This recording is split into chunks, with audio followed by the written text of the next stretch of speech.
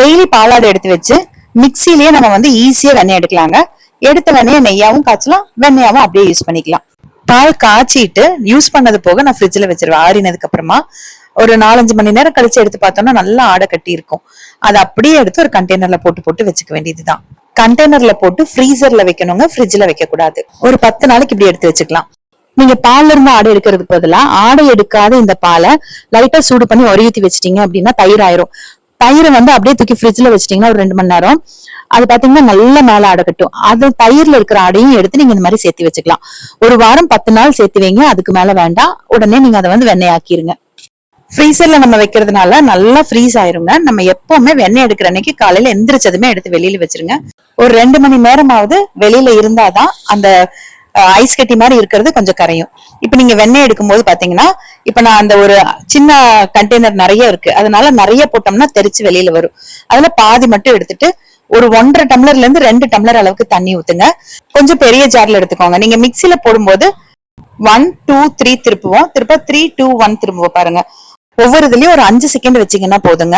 சூப்பரா இந்த மாதிரி வெண்ணெய் மேல திரண்டு வந்துரும். அதை அப்படியே அதை எடுத்து ஒரு பாத்திரத்துல தண்ணி ஊத்தி வச்சுக்கோங்க, அதுக்குள்ள போட்டுருங்க. இப்ப இன்னொரு பாதி இருக்கு பாருங்க அந்த கண்டெய்னர்ல, அதே தண்ணிக்குள்ளேயே போடுறேன். ஏன்னா நம்ம ஏற்கனவே ஒரு 2 டம்ளர் தண்ணி ஊத்தணும், அதுக்குள்ளேயே நான் இந்த கலவையும் போட்டுட்டு அதே மாதிரி 1 2 3 3 2 1 போட்டு பாருங்க. சப்போஸ் வெண்ணெய் மேல திரண்டு வரலன்னா இன்னொரு தடவை கூட போட்டுக்கோங்க, ஒன்னும் தப்பு கிடையாது. இது ஒன்னும் கரைஞ்செல்லாம் போகாது வெண்ணெய் இதுல. ஒன்ஸ் வெண்ணெய் திரண்டு வந்துருச்சு அப்படின்னா அது அப்படியேதான் இருக்கும். அதையும் எடுத்துட்டு அதே மாதிரி தண்ணிக்குள்ள போட்டு வச்சுக்கோங்க, அவ்வளவுதான். இதே நீங்க தயிர்ல இருக்கிற ஆடையை எடுத்து எடுத்து வச்சிருந்தீங்க அப்படின்னா மிக்சியில அடிச்சு வெண்ணெய் எடுத்ததுக்கு அப்புறமா அந்த மிக்சி ஜார்ல மீதி இருக்கும் பாருங்க மோர், அதுல கொஞ்சம் உப்பு போட்டு குடிச்சுக்கலாம். ஆனா இது பால்ல இருந்து எடுத்த ஆடைன்றதுனால அந்த மீதி அந்த மிக்சியில இருக்கிறத நான் வந்து வேஸ்ட் தான், கீழே தான் ஊத்தினேன். இப்ப இந்த வெண்ணெய நல்லா அந்த தண்ணிக்குள்ள லைட்டா அலசிட்டு அந்த தண்ணியை கீழே ஊத்திட்டு இன்னொரு தண்ணி ஊத்தி அதே மாதிரி பண்ணணும். ஒரு 2-3 டைம் இந்த மாதிரி நல்லா அலசி எடுத்துட்டு அதுக்கப்புறமா நீங்க வேணா ஏர்டைட் கண்டெய்னர்ல போட்டு ஃப்ரிட்ஜ்ல வச்சுக்கலாம், வெண்ணெயா யூஸ் பண்ணிக்கலாம் பிரெட்டுக்கெல்லாம். அப்படி இல்லைன்னா நீங்க உடனே அதை நெய்யா காய்ச்சிடலாம். நெய் காய்ச்சறதுக்கு ஒரு அடிக்கனமான கடாய் எடுத்துக்கோங்க. இந்த நம்ம வெண்ணெயை உள்ள போட்டுட்டு ஹை ஃபிளேம்ல வைங்க, நல்லா இது உருகி வரும். இந்த ஸ்டேஜ் பாத்தீங்களா, நல்லா அந்த கொதிச்சு பொங்கி வந்தது கொஞ்சம் குறைஞ்சு அப்படியே வந்து எண்ணெயா மாற ஆரம்பிச்சிருக்கு. அப்படி அந்த வெள்ளையா இருந்ததுல இருந்து அப்படியே பாத்தீங்கன்னா அந்த எண்ணெய் பிரிஞ்சு வரும். இதுதான் நெய் பிரிஞ்சு வருது. இப்ப வரைக்குமே ஹை ஃபிளேம்ல இருக்கு. இப்ப இந்த ஸ்டேஜ்ல பாத்தீங்கன்னா நான் கம்ப்ளீட்டா சிம் பண்ணிட்டேன்.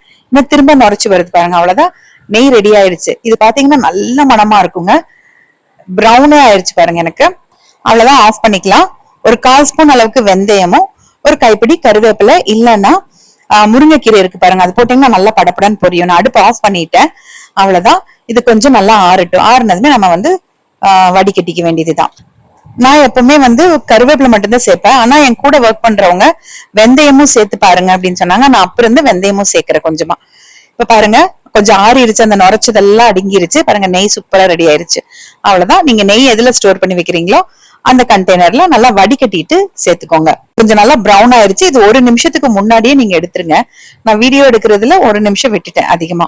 நெய் வடிகட்டினதுக்கு அப்புறமா அந்த கசடு இருக்கும் பாருங்க, அதுல ஒரு வாய் சாதம் போட்டு கொஞ்சம் உப்பு போட்டு பிசைஞ்சு சாப்பிட்டு பாருங்க, தேவாமிரதமா இருக்கும். அவ்வளவுதான், நல்லா அந்த பொங்கி வரும். அதாவது எண்ணெய் பிரிஞ்சு கொதிக்கிறத அடங்கி திருப்பி பொங்கி வரும்போது டக்குன்னு அந்த கருவேப்பிலையும் அந்த வெந்தயத்தையும் போட்டுட்டு அடுப்பு ஆஃப் பண்ணிருங்க. அவ்வளவுதான். பாருங்க, எனக்கு இந்த கண்டெய்னர் நிறைச்சு, அது 200 ml கண்டெய்னர், அது நிறைச்சு வந்து எனக்கு நெய் கிடைச்சிருக்கு. இது ஒரு 2-3 நாளைக்கு அப்புறமா உங்களுக்கு காமிக்கிற பாருங்க எப்படி செட் ஆயிருக்குன்னு. நெய் காய்ச்சி 4-5 நாள் ஆயிருச்சு. நான் கொஞ்சம் யூஸும் பண்ணிட்டேங்க. நல்லா பாருங்க அப்படியே வந்து மணல் மணலா கிடைச்சிருக்கா. அவ்வளவுதான். நீங்க ஸ்வீட்டுக்கு யூஸ் பண்ற மாதிரி இருந்ததுன்னா இந்த கருவேப்பிலையே போடாதீங்க. இந்த கருவேப்பிலை போட்டா நல்ல ஒரு மனம் இருக்குங்க.